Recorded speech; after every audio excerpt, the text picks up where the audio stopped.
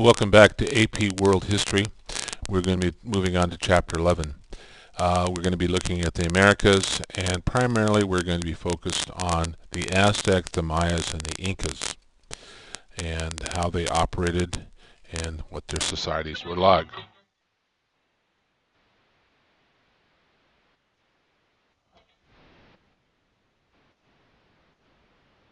A little music there. This shows primarily where they were located. The orange indicating the Aztecs, the pink, the Mayas, and the green, the Incas. So you have the Mayas and the Aztecs located in Central America, and the Aztecs located on the western coast of South America. Big picture here. Um, the Americas are totally cut off from the rest of the world.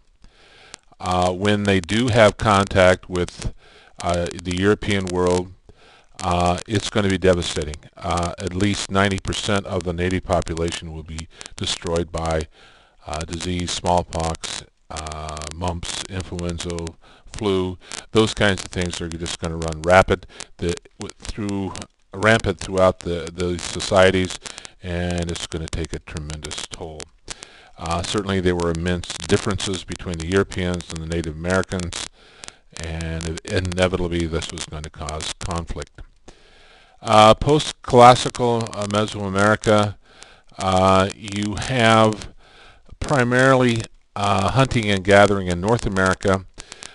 Central America, we have sedentary or agrarian societies, as well as in South America. Then there will be a transition from hunting and gathering to these more permanent settlements. It's estimated that the first inhabitants crossed the land bridge across the Bering Strait.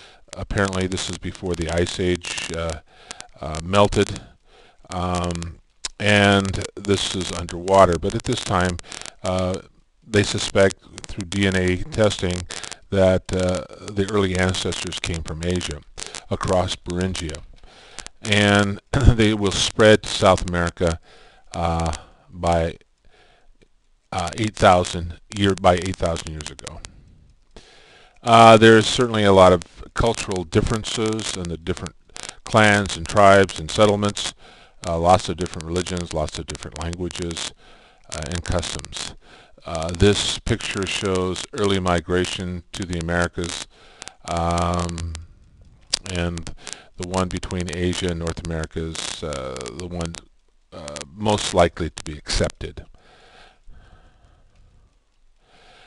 Between 4000 and 1500 BC or BCE, you have permanent farms, villages, and they're going to be located in Peru, what is now modern-day Mexico, in the southwest. The major crop that they grew in Mesoamerica was maize or corn. They also tapioca, peppers, pumpkins, potatoes, and beans. Potatoes being the primary source of food for the Incas.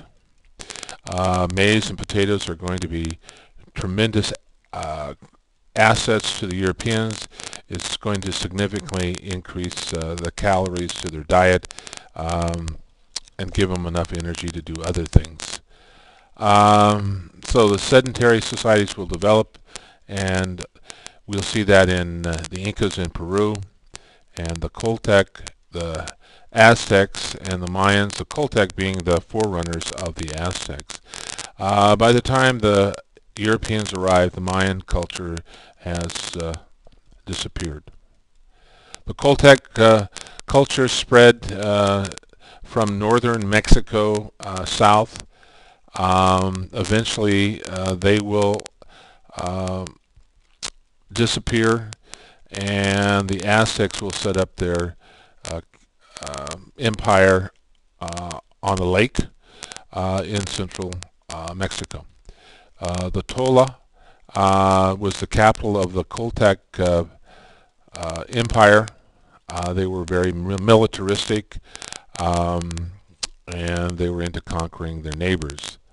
Quetzalcoatl was the god that they worship, as well as the Mayans worshiped this. The Toltec worshiped the same god. This is a Toltec culture. It shows Tula, the capital, in Hidalgo, showing the pyramid construction, which will be copied by the Aztecs. The Mayans were also into building pyramids. This shows a map of Tula and Hidalgo, where you see the various pyramids and temples, and residence of the royal family. Here's a view of the columns at Tula, Hidalgo. Very sophisticated. You'll have to understand that none of these cultures had draft animals. This was all done by hand, and pretty remarkable they could do this. As far as how it came to an end, the legend has it that a leader, Tupaltan, apparently was involved in the struggle, and he's going to be defeated, and he's going to be cast out along with his followers. He will vow revenge in the future. So the Aztecs, when they saw Cortez arriving, they believed that this was part of the prophecy of this white god returning, and so this fit into their history and explains some of the reasons why millions of Aztecs were defeated by just a few of the Spaniards or conquistadors. One, they believed that the Topolson is coming back for revenge. Now we turn our attention to the Mayans. The Mayans had the only well-developed written language. They were interested in art, architecture, mathematics, particularly in astronomy. They had an elaborate calendar system. What they did was closely regimented by the seasons, the stars, the astronomical things that are going on. They initially were established in 2000 BCE, and by CE 250 they had disappeared. Some suggested it was a natural disaster or man-made, but by the time the Europeans arrived, they have disappeared. This shows the Yucatan Peninsula, which is, most of this is part of Mexico today. Chichen Itza is one of the ruins that many people visit, associated with the Mayans. Tikal is another place that they established temples and built pyramids and so forth, observatories that they will use to study the stars. But for some reason they're gone. This shows the Mayan ruins, more Mayan ruins. This actually is at Chichen Itza. This shows the pyramid at Chichen Itza, very steep, used for sacrifices, human sacrifices. This is an observatory to study the stars at Chichen Itza. A ball court where two teams would play in something close to soccer. Unfortunately, the losers were sacrificed. Maize was the primary crop that they depended on, as will the Aztecs, is what we call today's corn.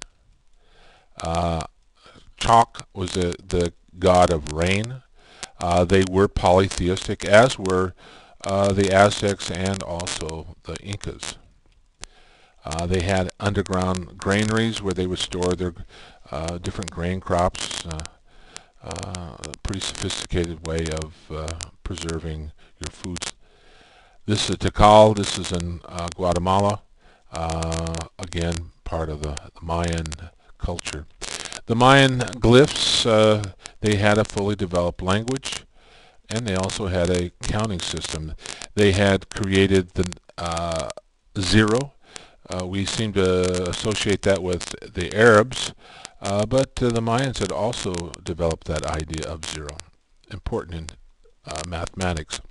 This is the Mayan glyphs telling a story, recording their history. Chocolate was considered a drink of the gods, and so it was highly prized, as it is today. This shows Pakal, which was a god. If you look in the sort of the center of this picture, you might see what some suggest an astronaut or doing something else. Quetzalcoatl was the god of wisdom and learning. Toltec worshipped the same god as the Mayans, and they will require human sacrifices. Now we're going to switch to the Aztecs, and we're going to stop here and pick this up next time, talking about the Aztecs and the Incas.